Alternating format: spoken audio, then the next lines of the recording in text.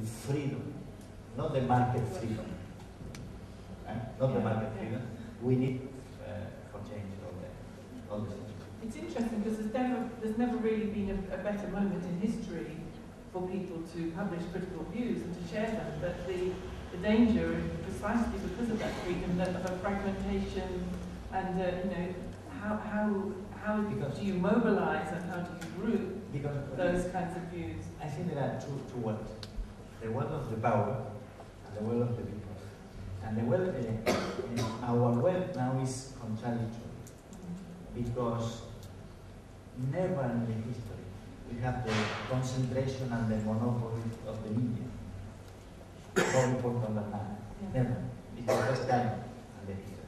At the same time, we are libertarian in internet, anarchists in internet. And then this contradiction is not sustainable. We must change the monopoly, and we must change, I think, even this anarchism in internet. Yeah, well, interesting time.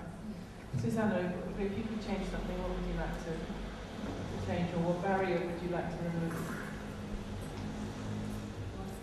One of the biggest barriers is that the government changes every 4 years.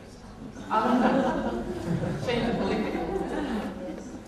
Every time when we had the chance to change everything, we changed it. That's why we, as the media lobbyists, have to introduce ourselves every 4 years, starting almost from the beginning, and go for a month of energy to explain again and again who we are, what is the subject for. No, the subject doesn't belong to this party or other, no. It's an independent thing, it's for instant critical thinking, and then the new government starts to say that this is good for me or bad for me, because it's suspicious. So I don't know if I have the power to change it, but definitely I would make a huge research about how the population literate starting from the age of 3. And another research, European research, could be a database or a practical collection of good practices, problem solutions. I know that there exists some kind, but I would develop a more useful one and accessible for anyone. The other barrier is the mentality, the tradition of teaching, teachers, what I mentioned, that they don't have good relationship with the popular culture, and the parents are even worse. If you knew that how big fight I had for the subject with the parents, who didn't understand that why should we include TV also in school. It's too much of it at home. So if I had the power, I would organize trainings for teachers and also for parents. Good ones, not in educational institution, but going somewhere to the forest, just be together and to feel free to discuss things and to think in courageous, fresh ways.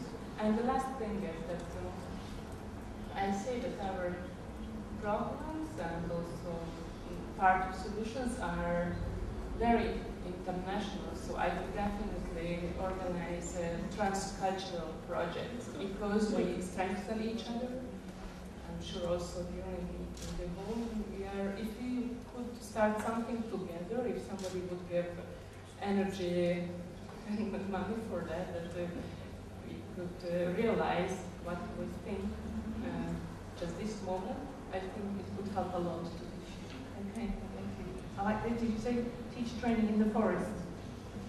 I like that idea, yes, definitely. Susanna? What I would change or what barriers there are? A kind of both. Presumably, one of the changes you would like to do is to remove the barriers that stop your vision, but then make your vision be situated so far in the future. You know, what can you do to wind that up so that you see it before you die? I'm sorry about sort of being very skeptical about this alliance with the media. If it furthers media education traditional media literacy. I very much doubt it, but I do hope for all of our sakes that you are right and I'm wrong. Okay?